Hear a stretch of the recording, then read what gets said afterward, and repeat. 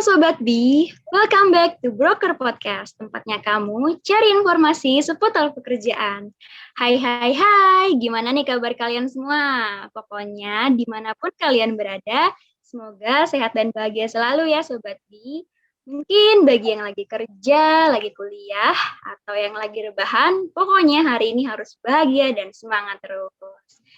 Nah, di Broker Podcast kali ini bareng sama aku Dini, dan hari ini tuh ada yang spesial dan juga kayaknya ada yang berbeda di hari-hari sebelumnya nih. Yang pertama, hari ini aku bakal ditemenin sama teman aku yang cantik, keren, dan kece banget, yaitu ada Kak Aisyah. Langsung aja kali ya kita sapa nih Kak Aisyah. Halo Kak Aisyah. Halo Kak Dini. Wah, makasih loh ya untuk pujiannya. Sama-sama Kak. Gimana nih Kak kabarnya Kak? Alhamdulillah baik nih. Kalau Kak Dini sendiri gimana sekarang? Baik dong Kak, Alhamdulillah. Hari ini tuh aku happy dan semangat banget nih Kak, semangat 45. Kalau Kak Aisyah gimana nih? Semangat gak buat podcast kali ini? Wah, semangat dong. Semangat kenapa tuh? Semangat karena aku hari ini kayak lagi seneng aja gitu Kak di Broker Podcast gitu sih. Terus bakal ditemenin juga nantinya Mbak sama narasumber yang kece dan keren banget nih Kak. Oh gitu ya. Wah, Iya. BTW siapa tuh narasumbernya kita? Siapa ya? Nanti aja kali ya Kak spill-nya biar Sobat B di rumah pada penasaran dong, bias pastinya. Oke deh kalau gitu, biar makin penasaran juga kan ya. Iya, bener banget nih, Kak. Nah, sebelumnya penarasumber, aku mau dong nih, Kak, kayak biar Sobat Bi di rumah tuh semangat lagi. Dengan cara, coba dong, Kak Isya pantun nih. Waduh. Kenapa aku nih yang jadi suruh pantun? Aku tuh nggak jago ke pantun dong. Wah, jagonya apa nih, Kak? Gombal kali ya, Kak Isya jagonya nih. Waduh, nggak juga tuh. Harusnya aku lah yang digombalin. Aduh Kak Aisyah nggak jago pantun, nggak jago gombal. Tapi aku mau deh, pokoknya Kak Aisyah pantun biar Sobat Bi biar makin stay tune terus juga Kak, dengerin dari awal podcast sampai akhir podcast nanti. Coba dong Kak, ayo dong pantun. Haha, oke deh. Kalau gitu aku bakalan pantun ya buat kalian semua, Sobat Bi. Wih, mantap mantap. Oke, Boleh Kak. hari Minggu berangkat kemah. Tempatnya Cakep. jauh di pinggir rumah. Wih. Ini bukan sembarang podcast. Ini podcast pasti Yahud dan Wah. Wih. Keren, jago juga nih Kak Aisyah. Tadi katanya nggak jago, gimana sih? Ini tuh cuman alibi aja. Aslinya juga jago, Kak. Wih, ada lagi nggak Kak pantunnya Kak? Masa Ada cuma satu dong. doang sih Kak? Iya, pasti ada Harus yang satu banyak lagi Kak, ya. biar makin pada Biar semangat. semangat ya. Boleh Kak. Oke. Beli bakso dikasih gulai. Beli Cakep. tanaman dikasih bonsai. Wih, mantap. Kalau podcast kami baru mulai, dilarang Wih. pergi sebelum selesai. Nah, bener banget tuh Sobat Bi. Jadi harus stay tune terus dari awal sampai akhir podcast ya. Nah, Iya mantep banget deh dong. Kak Aisyah pantunnya. Thank you ya Kak. Semoga Sobat Bi yang di rumah terhibur dan senang. Oke Kak, hari ini tuh ada yang beda loh Kak. Hari ini tuh ada yang beda dan Betul. spesial juga. Mungkin sobat-sobat B yang sebelumnya denger apa ya, setia dengerin Broker Podcast, kan dulu-dulunya disapa dengan Sobat Hero ya Kak ya. Dan tiba-tiba hari ini menjadi Sobat B. Nah itu ada satu hal yang spesial nih Kak. Jadi Ruang HR itu sudah rebranding menjadi Loker B Kak. Begitu. Oh gitu ya, Kak. Wah, Iya, keren banget jadi nih informasi baru.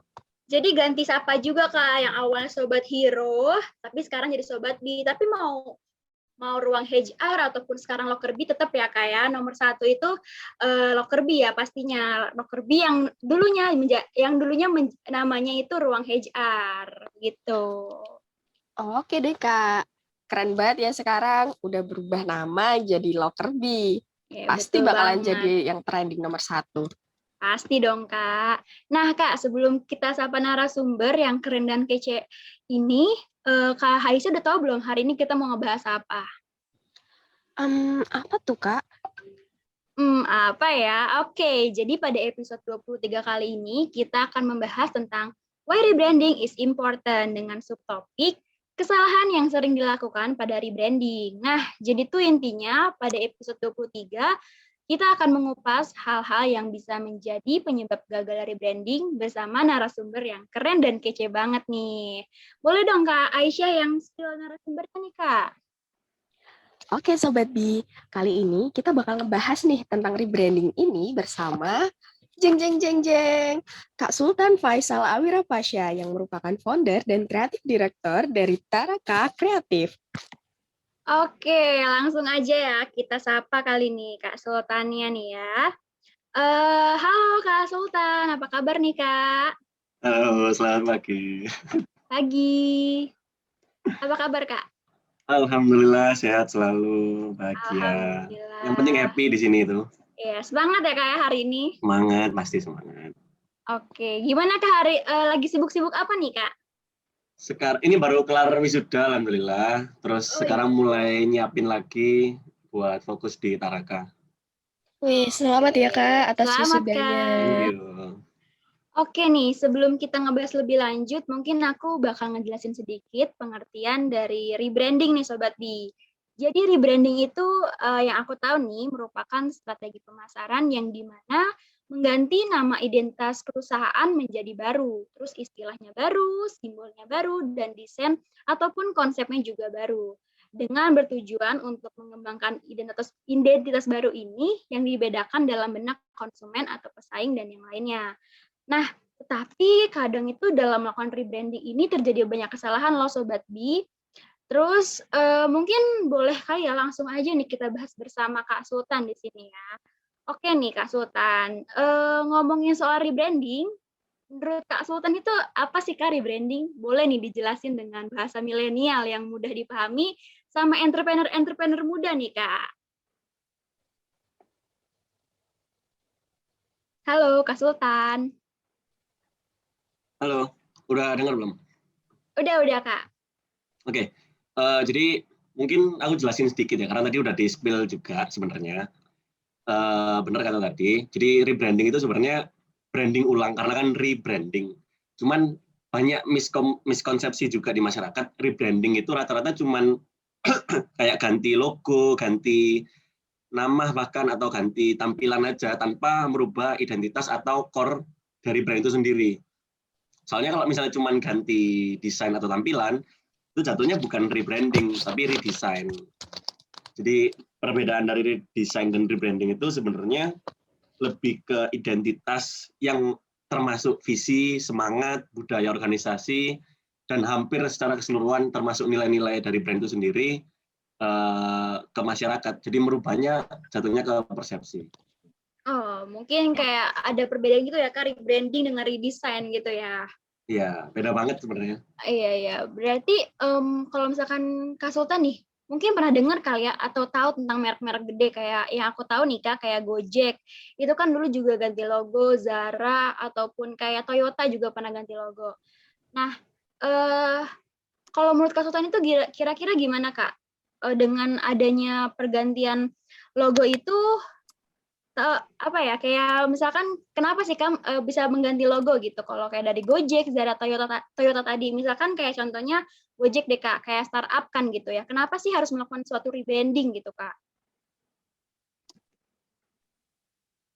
Oke, aku jelasin dikit ya. Jadi rebranding itu kayak yang tau omongin tadi, tujuan dari rebranding sendiri itu sebenarnya perubahan identitas yang perusahaan rencana tanamkan ke masyarakat. Jadi perubahan persepsi sebenarnya. Satunya perubahan persepsi, karena branding itu kan persepsi, perspektif di market. Nah, kenapa kok perusahaan itu harus sampai perlu rebranding? Biasanya ada dua faktor utama yang menyebabkan perusahaan itu sampai perlu melakukan rebranding. Contoh tadi yang sempat disebutin sama Kak Dini ya. Iya Kak. Gojek. Kalau misalnya teman-teman di sini ingat logo Gojek yang pertama, kira-kira ingat nggak gambarnya kayak gimana? Kayak yang bawa motor gitu ya Kak, kalau nggak salah.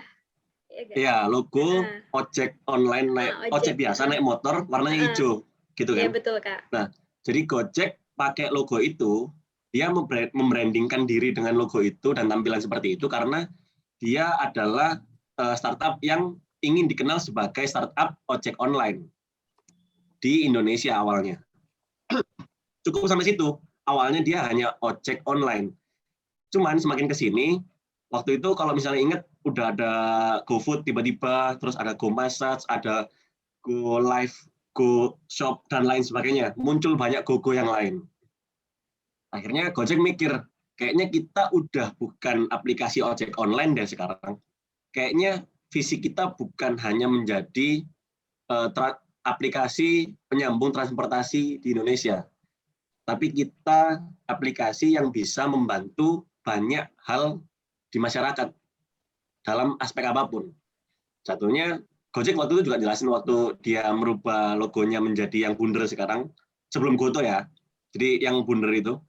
Iya, Kak. Itu dia jelasin kalau misalnya kita sudah bukan lagi berfokus pada ojek online atau aplikasi transportasi, tapi super app yang bisa membantu produktivitas dan meningkatkan kualitas masyarakat khususnya di Indonesia. Jadi perubahan identitas dan visi macam-macam itu perubahan semua. Jadi perubahan visi itu bisa mencakup semuanya. Perubahan identitas, perubahan semangat, perubahan tujuan, bahkan sampai perubahan budaya. Itu bisa bahkan harus dibantu dengan rebranding gitu. Jadi istilahnya kayak merubah persepsi lah Kak ya, tadi kalau diibaratkan mengenai referensi Gojek itu ya Kak ya? Ya, soalnya kan awalnya kita juga awal banget itu mikir Gojek cuma aplikasi ojek online. Iya, kan? betul. Sekarang orang inget Gojek udah bukan ojek lagi, tapi GoFood aja, go ini aja, gitu. Nah, iya Kak, kalau tadi penjelasan Kakak itu berarti apa ya? Kayak tujuan sebenarnya branding itu sebenarnya banyak ya yang diubah gitu kan.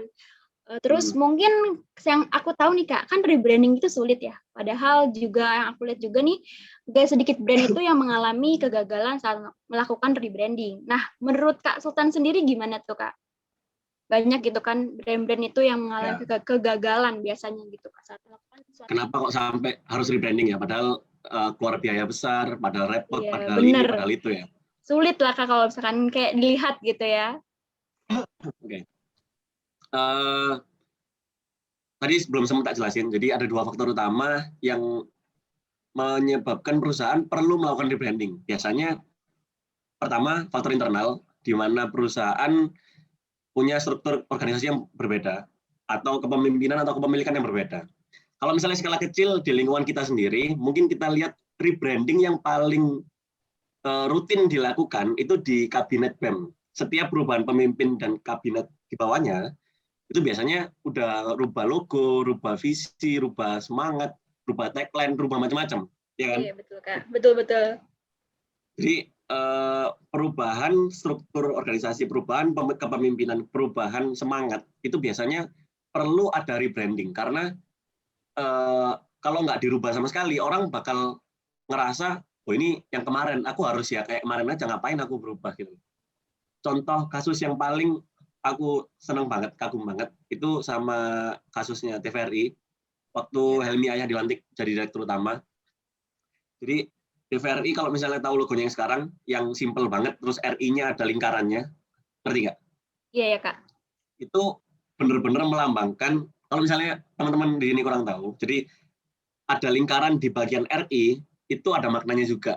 Helmi Ayah nyebutin, kalau misalnya di sini dia pengen ngangkat TVRI, khususnya Indonesia, Republik Indonesia RI, itu masuk dan bisa bersaing ke kancah global atau dunia. Makanya RI-nya di dalam dunia, di dalam lingkaran. Gitu. Dan dia ngerubah semua tampilan, desain, dari hal yang paling kecil kayak baju, terus macam-macam sampai gedung-gedungnya juga perlu dirubah dan habis triliunan rupiah. Itu dia ngerasa ini harus, karena persepsi masyarakat, bahkan persepsi karyawannya sendiri, itu udah nempel banget kalau TVRI itu TV jadul, TV yang isinya acara-acara kayak cuman acara nggak jelas, gambarnya juga buruk, terus ininya jadul banget lah, nggak jelas banget. Kalau misalnya cuman diganti SOP-nya aja tanpa ada perubahan suasana di sana, tanpa adanya perubahan identitas yang baru, tampilan yang baru, orang bakal susah untuk bisa merubah persepsinya terhadap TVRI itu sendiri. Jadi akhirnya Helmi Ayah ngerelain habis triliunan rupiah demi merubah tampilan dan bisa merubah persepsi masyarakat serta internalnya sendiri. Kalau misalnya Oke. bilang sulit, emang sulit, tapi apakah worth it? Bisa jadi worth it selama memang mengikuti step by step-nya yang benar.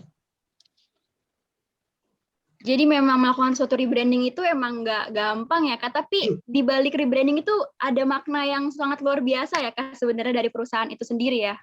Iya. Iya, betul. Nah, kalau misalnya tadi ngomongin sulit gitu kayak Kak, pasti juga perusahaan itu pernah lah gitu melakukan kesalahan. Nah, kalau menurut Kak Sultan sendiri, kesalahan apa aja sih Kak yang sering dilakukan perusahaan? Contohnya tadi misalkan kayak startup gitu kan, melakukan rebranding dan dampaknya ke perusahaan tersebut itu seperti apa ya Kak? Gitu. Oke. Ini kita bahas skala kecil sampai luas saja ya. Jadi skala umum aja ya. Iya. Jadi Boleh dari Kak. UMKM boleh, dari korporat boleh. Soalnya menurutku lebih banyak usaha-usaha kecil bahkan yang rebranding karena dia ngerasa kayaknya ini nggak cocok deh, aku rebranding deh. Kayaknya ini nggak cocok deh, aku rebranding deh. Jadi mungkin kalau misalnya skala kecil dulu, itu pertama rata-rata kebanyakan perusahaan itu tidak mengerti value brand mereka sendiri. Sebenarnya value brand mereka sendiri itu apa sih? Dia ini sebenarnya apa sih? Jualan apa sih? Kelebihannya dibanding yang lain apa sih? Jadi kayak mereka melakukan rebranding biar keren aja. Kayak logonya yang penting lebih baru, lebih simple. Tapi dia nggak ngerti ini pemilihan namanya berdasarkan apa, pemilihan logo dan tampilannya berdasarkan apa. Yang seharusnya sebisa mungkin branding itu bisa merepresentasikan brand itu sendiri. Kalau bisa tanpa adanya penjelasan. Kayak misalnya kalian ngelihat centangnya Nike, tanpa ada tulisan Nike pun kalian ngerti kan kalau itu Nike. Jadi banyak banget aspek yang harusnya dimasukin dalam rebranding. Kalau misalnya dia cuma asal keren, ya pasti bakal kalah sama pesaing. Apalagi kalau pesaingnya udah mikirin sampai dalam. Terus yang kedua, rata-rata perusahaan tidak melakukan riset atau usaha kecil lah, UMKM, tidak melakukan riset khususnya target market atau positioning mereka. Sebenarnya mereka itu target siapa dan positioningnya seperti apa. Atau mungkin mereka sebenarnya udah ngerti, tapi nggak dipertimbangin dalam melakukan rebranding. Soalnya penting banget buat jadi dasar pemilihan warna, pemilihan desain, pemilihan tagline, dan lain sebagainya. Misalnya kayak contohnya nih, misalnya kita jual bubur bayi, tapi kita pakai elemen-elemen tengkorak yang ada apinya kan nggak mungkin dong. Iya ya Kak, bener. Beda Terus, gitu ya. iya, jadi ada lagi rata-rata UMKM juga, khususnya UMKM nih, itu terlalu banyak ikut-ikutan sama kompetitor yang lagi tren. Misal ada satu kompetitor yang lagi naik daun nih, terus kayaknya kalau logonya kayak gitu, tampilannya kayak gitu, warna kayak gitu, bakal tren juga deh kita. Akhirnya diikutin. Sampai dia lupa kalau misalnya kita harus punya unique value. Kalau misalnya kita sama kayak orang, ya pasti nggak dilihat dong. Justru kalau misalnya lebih beda, harusnya bisa lebih kelihatan, walaupun mungkin nggak lebih baik. Terus yang keempat, biasanya UMKM kadang ngelakuin rebranding tanpa tujuan yang jelas. Ini hampir sama kayak yang pertama tadi. Jadi pokoknya biar keren aja. Cuman akhirnya bisa jadi customer malah bingung. Kok ganti-ganti sih? Kok logonya ganti? Kok ini ganti? Tapi customer nggak nangkep. Ini bedanya apa sama yang kemarin? Kalau Gojek tadi kan jelas. Dari motor jadi aplikasi super app. Kalau misalnya ada UMKM yang udah rebranding tapi nggak ada perubahan selain tampilan, orang malah bingung, ini jatuh kayak yang tadi, redesign atau rebranding. Bisa jadi orang malah, oh alah, cuman gini ta, terus bedanya apa? Malah niatnya yang rubah image jadi lebih baik, malah jadi buruk di masyarakat. Yang terakhir, biasanya itu sosialisasi atau komunikasi marketingnya kurang nyampe, kurang merata. Jadi udah terlanjur ganti tampilan, bahkan ada yang ganti nama, kayak misalnya toko bagus jadi OLX itu kan, ganti nama. Tapi banyak orang yang nggak tahu kalau misalnya udah ganti nama. Jadi malah waktu ada customer nyari, nggak ketemu, niatnya memperbaiki brand mereka, malah kehilangan customer karena customernya mikir namanya masih yang lama, tapi kok nggak nemu ya, oh udah tutup mungkin. Itu sih kurang lebih. Oke, berarti tadi kayak banyak gitu ya kesalahan mulai kayak pertama nih persiapannya mungkin yang nggak mateng, terus juga kayak terutama yang tadi yang Kak Sultan jelasin itu perusahaan-perusahaan UMKM gitu kan ya, terus juga kebanyakan kesalahan terjadi itu kayak belum riset, belum tahu pasarnya di mana, terus juga mereka mengikuti pesaing-pesaing ya kayak misalkan logonya gitu kan, justru itu malah menjadi kesalahan gitu kan. Sebenarnya tuh lebih bagus lagi mereka tuh bikin logonya tuh yang mungkin kalau bisa gitu ya berbeda gitu ya dari yang lain. Jadi biar lebih Ya, diingat lah sama konsumennya gitu. Sama tadi juga benar. kayak tujuannya belum jelas dan yang terakhir tadi tuh Kak Sultan bilang sosialisasi marketingnya juga harus sampai gitu, harus benar-benar Kurang merata. dipersiapkan ya kayak gitu. Nah Kak, kalau Iya. tadi ngomongin soal kesalahan gitu kan ya pasti banyak gitu. Berarti intinya harus benar-benar melakukan suatu rebranding itu benar-benar harus mateng banget ya Kak ya. Iya dong. Iya Soalnya benar. kan keluar biaya banyak juga pasti. Biaya, tenaga, Iya. waktu, bahkan dia ngambil resiko persepsi masyarakat bisa jadi naik atau malah hancur. Bener banget. Mungkin tadi yang masyarakat awalnya tahu ini, tiba-tiba kan perusahaan pengen rebranding, tiba-tiba konsumennya jadi nggak tahu atau gimana gitu. Jadi harus benar-benar harus berhati-hati ya gitu. Oke Kak, kalau misalkan sebuah perusahaan atau tadi UMKM sudah rebranding nih Kak. Nah, kira-kira persaingannya itu gimana ya Kak nanti dan mempengaruhi ke perusahaan sendiri nggak sih Kak? Ini sebenarnya kayak yang tak sebutin tadi. Kalau selama fondasi bisnisnya jelas, perubahan yang dilakuin benar-benar dengan tujuan dan alasan yang jelas, dengan visi misi yang jelas, harusnya pasti akan berdampak ke perusahaan. Khususnya internal dulu pasti berdampak. Kayak kasus yang TVRI tadi, karyawan mereka itu benar-benar 180 derajat berubah kinerja dan budayanya. Bahkan dari peringkat TV yang paling bawah, nggak masuk ke top berapa lah, jadi bisa top 10, bahkan dapat penghargaan dengan perkembangan TV terbaik. Terus terkait persaingan, ini jatuh ke kayak yang tadi juga. Pentingnya perusahaan harus ngerti dulu positioning mereka di mana, target market mereka siapa, unique value mereka apa dibanding kompetitor. Kenapa orang harus beli di mereka?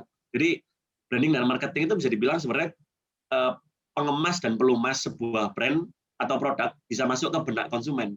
Sisanya the product atau the business itself harus udah bisa bersaing dulu, harus udah matang dulu. Selama basic bisnisnya beres, harusnya rebranding dengan alasan dan tujuan yang jelas bakal bisa bantu buat ningkatin atau memperbaiki kinerja brand di masyarakat.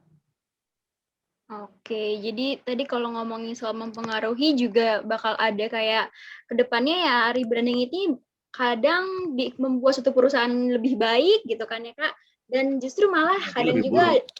lebih buruk gitu ya. Oke Kak, misalkan tadi UMKM ataupun startup nih sudah mengganti logo, sudah memasarkan ulang gitu Kak, sudah memarketingkan. Nah itu pasti ada pengaruh ya Kak ke konsumen. Nah menurut Kak Sultan sendiri gimana nih Kak? Pasti Pengaruh kan konsumen maksudnya? ya kayak awalnya kan konsumen tahu ya Gojek itu logonya gini. Bakal ngaruh gak sih Kak kalau misalkan Gojek itu tiba-tiba ganti logo jadi ini gitu. Atau misalkan kayak UMKM Oke. ganti nama jadi ini itu kayak konsumennya bakal pergi atau tetap stay ya gitu. Atau gimana nih Kak menurut Kak Sultan? Oke. Kalau menurutku ya, Gojek ini melakukan rebranding dengan tujuan dan alasan serta penjelasan yang jelas. Penjelasan dalam arti komunikasi, sosialisasi, marketingnya. Kayak kayak yang saya sebutin tadi, yang awalnya logonya simbolnya ojek naik motor, terus merepresentasikan Gojek adalah aplikasi ojek online, terus ganti ke logo yang sekarang yang bundar itu, yang menjelaskan bahwa dia adalah aplikasi super app yang bisa membantu banyak masyarakat Indonesia. Menurutku penyampaiannya udah sangat jelas, dan dari CEO-nya juga waktu itu jelasin, ini udah ganti kayaknya, bukan Nadiem Makarim. Jadi udah dijelasin, ini maksudnya apa sih? Kenapa kok ganti sih? Semangat kita apa sih? Bahkan dia nyampein kalau misalnya logo yang bundar itu merupakan representasi juga bahwa di ekosistem kantor Gojek itu kita internalnya sangat erat dan merangkul seluruh mitra yang dimiliki. Jadi penjelasan yang jelas ini bisa meningkatkan respect konsumen, malahan kayak, wih keren ya, Gojek awalnya cuman motor doang, sekarang udah bisa sebesar ini. Dan dia awalnya cuma di Jakarta yang waktu itu di demo sampai ada Gojek yang meninggal karena dimusuhin supir taksi dan lain sebagainya, sekarang malah bisa jadi membanggakan Indonesia di kancah internasional bahkan. Jadi kayak kalau misalnya tujuannya jelas, alasannya jelas, dan memang fitur yang dimiliki juga meningkat, basic bisnisnya juga meningkat, orang bisa respect. Kalau misalnya respect, jatuhnya bisa loyal. Loyal pasti jatuhnya positif kan ke brandnya itu sendiri. Jadi kalau misalnya ditanya, apakah rebranding akan mempengaruhi konsumen? Jelas bisa mempengaruhi. Dan contoh kasus Gojek ini merupakan contoh yang positif, di mana konsumen makin respect, makin bangga, bahkan makin loyal menggunakan Gojek dibandingkan Grab. Karena ada sebuah survei yang waktu itu jelasin, setelah Gojek bisa semakin besar sebesar sekarang, awalnya orang yang mikir, aku Gojek atau Grab ya, itu sekian persen, puluhan persen bahkan, itu lebih milih Gojek, walaupun mungkin promo yang lagi ada di hari itu ada di Grab. Dengan alasan, ini produk Indonesia, yang bisa bawa Indonesia ke kancah internasional. Aku lebih baik mahal dikit, tapi dukung produk Indonesia dibandingkan Grab. Jadi bisa sampai seloyal itu, selama itu tadi alasan, tujuan, dan basic bisnisnya jelas.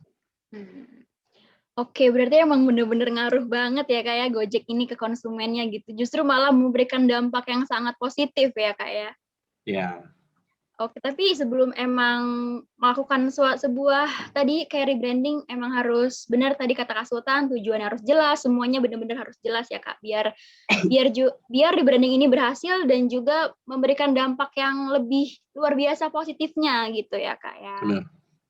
Oke Kak Sultan, mungkin ini nih Kak, ini mungkin pertanyaan terakhir nih Kak, dan juga mungkin boleh deh jadi closing statement dari Kak Sultan. Mungkin Kak Sultan boleh nih ngasih tahu tips apa aja sih Kak yang harus dilakukan saat rebranding supaya tidak gagal dan sukses ke depannya nih Kak. Mungkin tips-tipsnya boleh deh yang singkat-singkat aja nih Kak buat Sobat Bi yang lagi di rumah nih.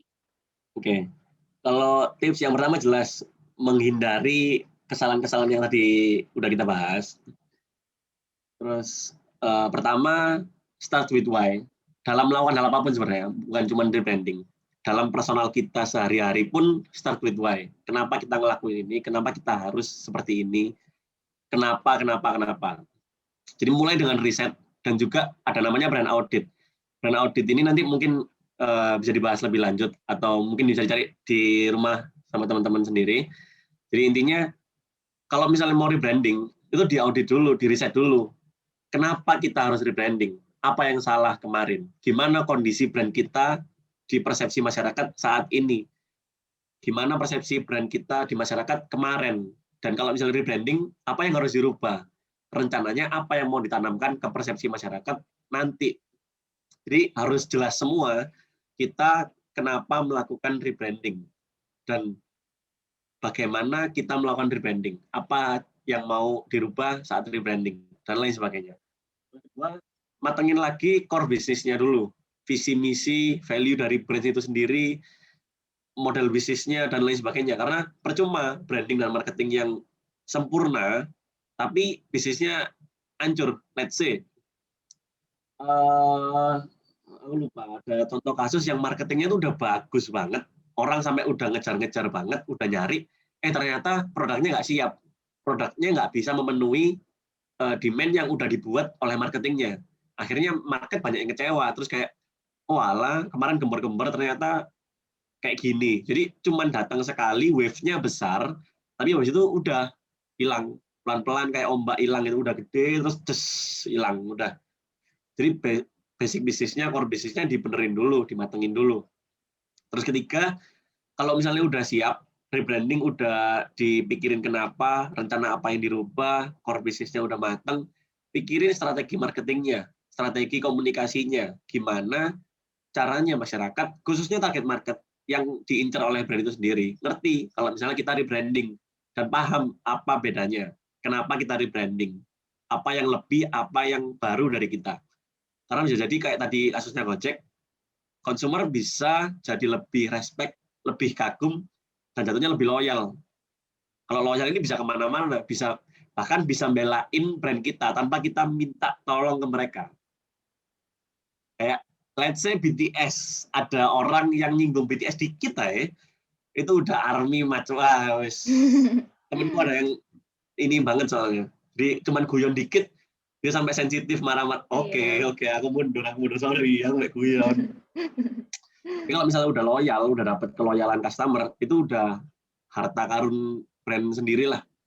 Terus selanjutnya, kalau misalnya udah ada strategi komunikasinya, strategi marketingnya, buat timeline yang jelas, siapa pihak-pihak yang akan terlibat dalam proses rebranding. Dan kalau misalnya perlu, ajak kolaborasi brand-brand lain untuk campaign rebranding kita. Semakin banyak pihak yang terlibat, semakin luas penyebaran marketing kita. Yang terakhir, ini sebenarnya nggak harus, cuman kalau misalnya disarankan, pakai profesional yang emang ngerti di bidangnya.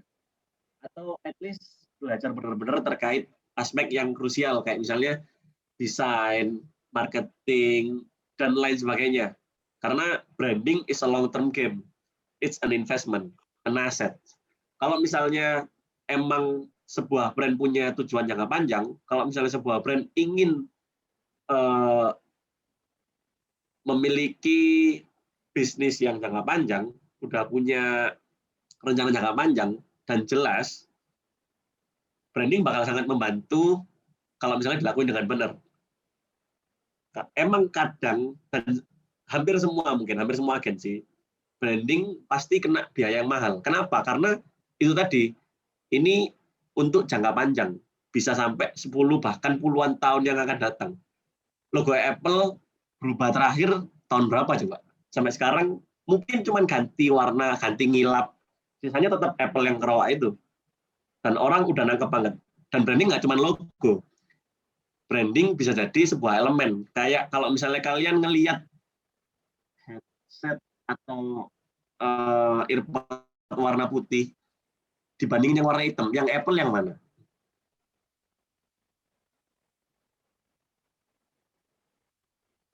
Halo? Gimana Kak? Maaf.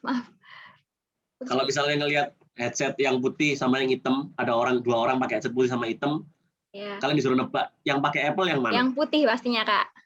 Pasti yang putih. Itu salah satu aspek branding juga. Jadi bukan cuma logo, bukan cuma desain, tapi the product itself juga bisa jadi branding. Branding bisa di mana-mana, nggak cuma di logo. Jadi sebisa mungkin pakai profesional atau pelajari benar-benar aspek-aspek apa aja yang krusial dalam branding. Soalnya ini long term game. Kalau misalnya udah di awalnya nggak jelas, susah buat benerin persepsi orang. Jangan terlalu pelit untuk investasi jangka panjang. Oke, tadi juga Kak Sultan bilang ya tadi kalau misalkan branding itu nggak cuma logo tapi kayak tadi elemen-elemen juga harus dipersiapin juga ya Kak ya gitu. Oke, tadi untuk tips-tipsnya dari Kak Sultan mungkin harus siap kita melakukan satu rebranding, terus juga jelas alasan dan tujuannya apa, dan juga benar-benar harus dipersiapkan matang lah intinya begitu. Nah, baik, boleh nih Kak Aisyah, gimana nih Kak Aisyah? Halo Kak Dini. Halo, boleh nih Kak Aisyah mungkin yang nyampein kesimpulannya nih buat para Sobat B di rumah. Oke, boleh banget nih. Jadi, tadi apa yang udah disampaikan sama Kak Sultan itu berguna banget buat kita semua. Dari yang pertama kenapa sih kok harus ngelakuin rebranding, padahal kan itu susah. Lalu, apa bedanya sih rebranding sama redesign? Oke, aku jelasin sedikit ya. Jadi, rebranding itu adalah mengubah suatu identitas, visi misi yang berupa tujuan, agar merubah budaya dan juga persepsi orang lain terhadap brand kita. Jadi nggak asal mengubah logo ataupun nama, karena hal itu juga berpotensi rebranding kita tuh akan gagal ke depannya. Karena kurangnya riset dan juga asal menggunakan atau mengubah logo serta nama. Karena rebranding itu harus disertai dengan sosialisasi marketing yang matang dan juga riset untuk internal kita inginnya seperti apa, ke depannya mau seperti apa, seperti itu. Gitu sih, Kak.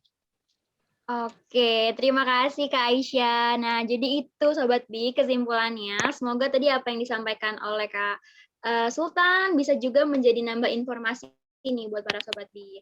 Aku juga mau ngucapin terima kasih nih kepada Kak Sultan nih. Terima kasih ya Kak sudah berkenan juga di Broker Podcast kali ini dengan menyampaikan tentang why rebranding is important. Tadi juga kita ngebahas tentang kesalahan-kesalahan apa saja yang sering dilakukan, terus juga sampai tips-tipsnya Kak Sultan benar-benar menjelaskan benar-benar detail dan dapat banget nih poinnya. Terima kasih ya Kak Sultan. Oke, gimana nih Sobat Bi? Gimana nih Sobat Bi? Seru banget kan bahasan kita kali ini? Terima kasih juga untuk para Sobat Bi yang udah denger Broker Podcast dari awal sampai akhir. Dan buat Sobat Bi yang pengen tahu seputar dunia kerja lainnya, tenang aja. Karena di Broker Podcast kita bakal ada tiap minggu loh. So, biar Sobat Bi nggak ketinggalan informasi, follow kami di Instagram, lokerbi.id, dan website Bi Media. Aku Dini. Aku Aisyah. Kami pamit undur diri. Sehat dan bahagia selalu ya Sobat Bi. Sampai jumpa. Dadah.